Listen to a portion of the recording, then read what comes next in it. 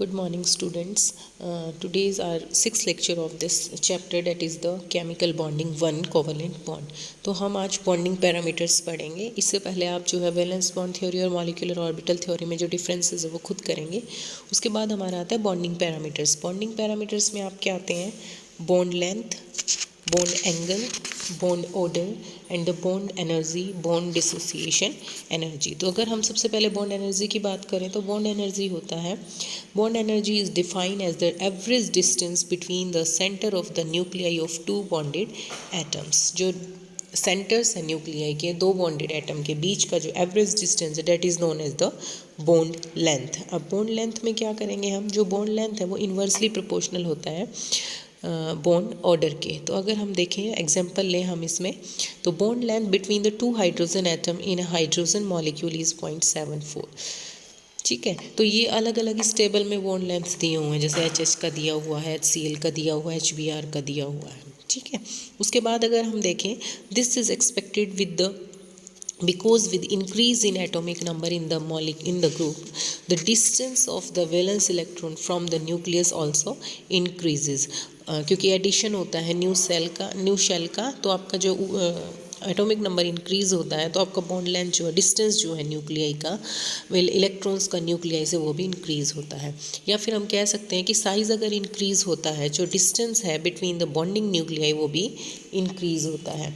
उसके बाद अगर हम बॉन्ड एंगल की बात करें तो बॉन्ड एंगल क्या होता है? The bond angle is defined as the average angle between the orbitals containing bonding electrons pair around the central atom in a molecule. इसको हम एक्सप्रेस करते हैं डिग्री पर मिनट पर सेकंड में. मीथेन, वाटर और अमोनिया का अलग अलग बॉन्ड एंगल है वो जो दे रखा है. उसके बाद अगर हम बात करें बॉन्ड ऑर्डर का, bond order is defined as the number of covalent bonds present between the two bonded atom in a molecule.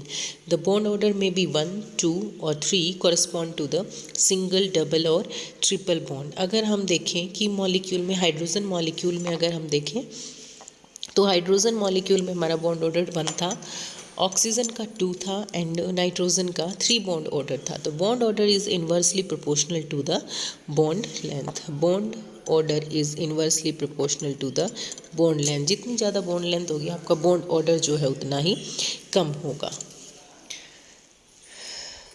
उसके बाद अगर हम बात करें, ये अलग अलग बॉन्ड ऑर्डर दे रखे हैं इसमें और बॉन्ड लेंथ दी हुई है सभी की. उसके बाद अगर हम बात करते हैं bond energy and bond dissociation energy की, तो बॉन्ड एनर्जी क्या होती है? The same amount of energy will be needed to break the bond. This is known as the bond dissociation energy and is measured of bond strength. इसको हम define कर सकते हैं, amount of energy required to break 1 mole of bond of a particular type between the atoms in the gaseous state. 1 mole of bond को break करने के लिए जो एनर्जी हमें चाहिए that is known as the bond dissociation energy.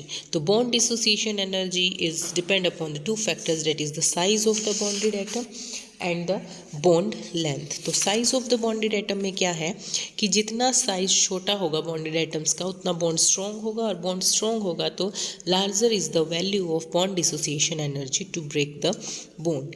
Next है हमारा bond length. Bond length क्या है? जितनी ज़्यादा छोटी बॉन्ड लेंथ होगी, बॉन्ड जो है बॉन्ड शॉर्ट बॉन्ड लेंथ होगी तो larger is the bond energy, क्योंकि जो बॉन्ड है वो स्ट्रॉन्ग होगा शॉर्ट बॉन्ड लेंथ में. ठीक है, अगर हम बात करें डिफरेंस की बात करें कि bond energy and bond dissociation energy में क्या फ़र्क है, तो जो बॉन्ड डिसोसिएशन एनर्जी होती है that is to break the energy required to break a particular kind of bond in a molecule, that is known as the bond dissociation energy. And bond energy होती है average amount of energy required to dissociate bonds in a substance. मतलब एक substance में जितने भी bonds break होंगे उस energy को, मतलब उस बॉन्ड्स को ब्रेक करने के लिए जो बॉन्ड डिसोसिएशन एनर्जी चाहिए उस एनर्जी को हम कहते हैं बॉन्ड एनर्जी. और एक पर्टिकुलर टाइप ऑफ बॉन्ड के ब्रेक के लिए अगर हमें एनर्जी चाहिए तो उसे हम कहेंगे bond dissociation energy.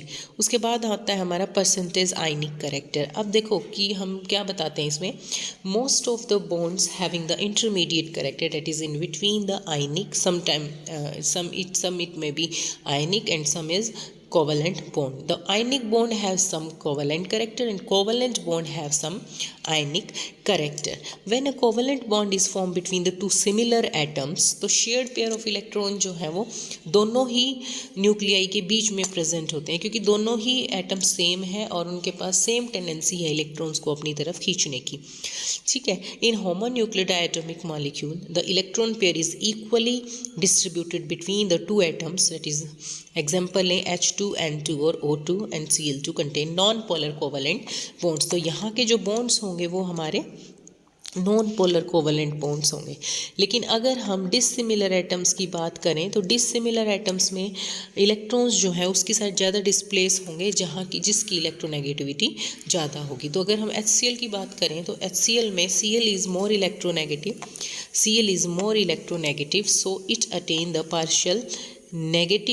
partial negative charge and other which is less electronegative attain the partial positive charge. ठीक है. and this the bond formed in between this is known as the polar covalent bond. The bond between hydrogen and chlorine atom in HCl is polar because the shared pair electron is more displaced towards the chlorine atom which is the more electronegative. इसी तरह से अगर हम ICl की बात करें तो इसमें भी पोलर बॉन्ड बनेगा. क्योंकि पोलर क्यों बनेगा इसमें जो आपका Cl है वो more electronegative than that of the iodine. So Cl attain partial negative charge and iodine attain partial positive charge. उसके बाद हम बात करते हैं डायपोल मोमेंट की. तो डायपोल मोमेंट्स में क्या होता है कि कितनी पोलैरिटी है, किस इस डिग्री ऑफ पोलैरिटी जो इलेक्ट्रॉन डायपोल्स जनरेट होते हैं उसमें डिग्री ऑफ पोलैरिटी होती है. तो डिग्री ऑफ पोलैरिटी को एक्सप्रेस करते हैं डायपोल मोमेंट में.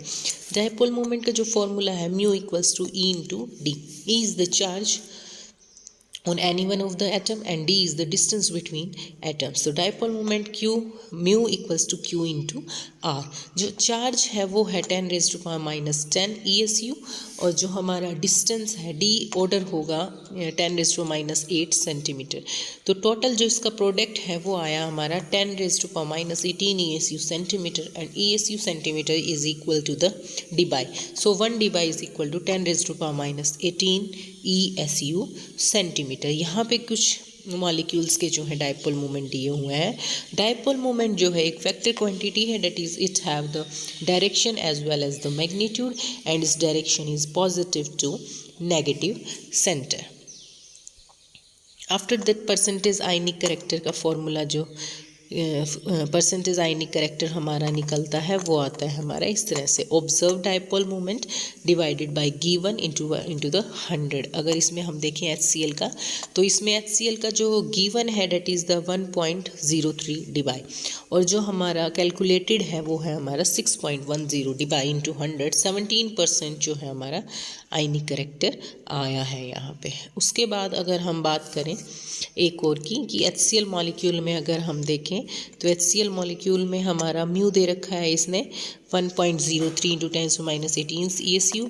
आर दे रखी है तो यहाँ से हम जो है Q can be calculated from here.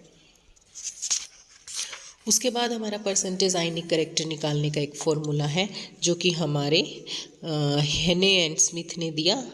Percentage ionic character will be equal to 18 into xi a minus xi b raised to power 1.4. Xi a and xi b are the electronegativities of the two atoms A and B and xi a is greater than very greater than that of the xi b.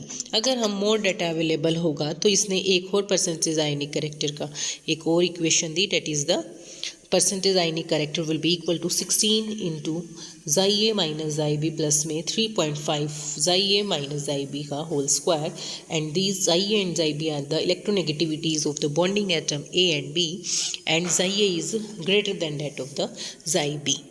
After that अगर हम एक इसमें numerical point of view से देखते हैं तो calculate the percentage ionic character in HCl molecule. Electronegativities दे रखी हैं H की और Cl की, यानी कि xi a और xi b दे रखी हैं. तो यहाँ पे हम डायरेक्ट जो है सब्स्टिट्यूट करेंगे xi a की वैल्यू एंड xi b की और यहाँ से हम फॉर्मूला लगाते हुए परसेंटेज आयनिक करेक्टर निकाल लेंगे. उसके बाद अगर हम दूसरा दूसरा पॉइंट देखते हैं, दूसरा एक और देखते हैं। तो उसमें है the dipole moment of H x is 1.92 pi. Dipole moment दे रखा है, बॉन्ड डिस्टेंस दे रखा है, तो परसेंटेज आयनिक करेक्टर कैसे निकालेंगे? देखो, डायपोल मोमेंट हमें पता है mu equals to Q into R होता है। तो आर दे रखा है हमें और डायपोल मोमेंट म्यू दे रखा है। तो यहाँ इलेक्ट्रॉनिक चार्ज Q हमें पता है क्या होता है, 4.8 इंटू 10⁻10 ESU। तो अगर हम एज्यूमिंग 100% आयनिक करेक्टर करें तो mu equals to Q into R, यानी कि 4.8 इंटू 10⁻10 इंटू 1.20 इंटू 10⁻8 निकल गया म्यू 5.76 D। तो ये हमारा जो है हमारा कैलकुलेटेड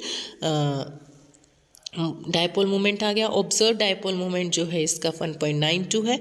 तो यहाँ से अगर हम निकालेंगे ऑब्जर्व्ड बाय कैलकुलेटेड इनटू 100, तो ऑब्जर्व्ड क्या है हमारा 1.92, कैलकुलेटेड है 5.76 इंटू 100। तो इसका जो एग्जाम्पल आएगा हमारा, जो हमारा आएगा वो होगा हमारा 333.33%. That's all for today. Thank you.